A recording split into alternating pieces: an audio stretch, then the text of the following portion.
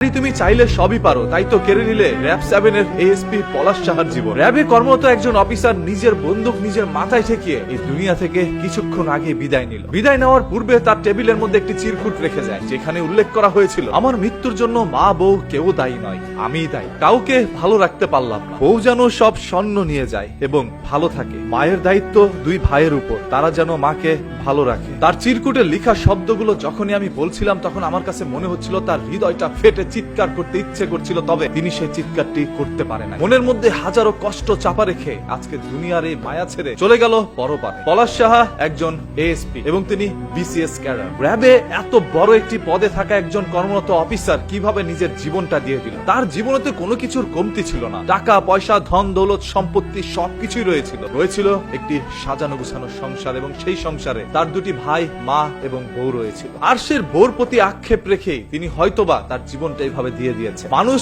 কখন সংসার গুছায়? যখন তিনি চিন্তা করে, হ্যাঁ এখন আমার বয়স হয়েছে, এখন বিয়ে করার সময় হয়েছে, বিয়ে করব, বাচ্চা কাচ্চা হবে, সংসারটাকে সাজিয়ে গুছিয়ে সারাটা জীবন পাড়ি দিয়ে দিব। তবে না, আজ সেটা হলো না। একজন আইন শৃঙ্খলা বাহিনীর সদস্য যুদ্ধ করতে ভয় পায় না। একজন আইন শৃঙ্খলা বাহিনীর সদস্য কখনো রোদে পুড়ে বৃষ্টিতে ভিজে তার দায়িত্ব পালন করতে কষ্ট পায় না। সর্বদা নিজের জীবন দেওয়ার জন্য তারা প্রস্তুত থাকে। তবে শুধুমাত্রই ভালোবাসার মানুষের পাওয়া কষ্ট থেকেই তারা এইভাবে নিজের জীবনটাও দিতে পারে। জীবন দেওয়াই সব থেকে বড় সমাধান না, কিন্তু যখন চিঠিটা লিখছিল তখন হয়তোবা তার চোখ থেকে অশ্রু ঝরে যাচ্ছিল। তিনি অনেক কিছু মানুষকে বোঝাতে চেয়েছিলেন, তবে বুঝাইতে পারে নাই। তখন তার অফিসে কেউ ছিল না। যেই বন্দুক তার নিজের জীবন রক্ষার্থে দেওয়া হয়েছে, সেই বন্দুক আজ তার নিজের জীবনটাই কেড়ে নিল। হয়তোবা এএসপি পলাশ সাহা জানতো না, চাকরি পাওয়ার পরে এত বড় একটি পদে থাকা অবস্থায় নিজের জীবন নিজেরই দিয়ে দিতে হবে। কি এমন হয়েছিল তার পরিবারে, কি অশান্তিতে ছিল তিনি, যার কারণে সুন্দর জীবনের মায়া ছেড়ে তিনি দুনিয়া থেকে চলে গেলেন? হাজারো প্রশ্ন ভাই থেকেই যায়, উত্তর নাহি মিলে। আমাদের চারপাশে এরকম হাজারো সংসার রয়েছে যে সকল সংসারগুলোর মধ্যে শান্তি খুঁজে পাওয়া যায় না। অশান্তির জ্বালা সইতে না পেরে এইভাবে হাজারো যুবক জীবন দিয়ে দিচ্ছে। বরাবরই আমরা শুনতে পাই মেয়েরা নাকি ভালোবাসার জন্য অনেক কিছুই ত্যাগ করতে পারে, মেয়েদের ভালোবাসায় নাকি সব থেকে উচ্চ পর্যায়ে থাকে। তবে পৃথিবীর ইতিহাসে আপনারা কয়জন মেয়ের জীবন দিতে দেখেছেন আর কয়জন ছেলের জীবন দিতে দেখেছেন? ভালোবাসার মানুষকে না পেয়ে কয়জন ছেলে জীবন দিয়েছে, আর ভালোবাসার মানুষকে পেয়ে বা সংসার গুছিয়ে তারপর নিজের জীবন দিয়েছে?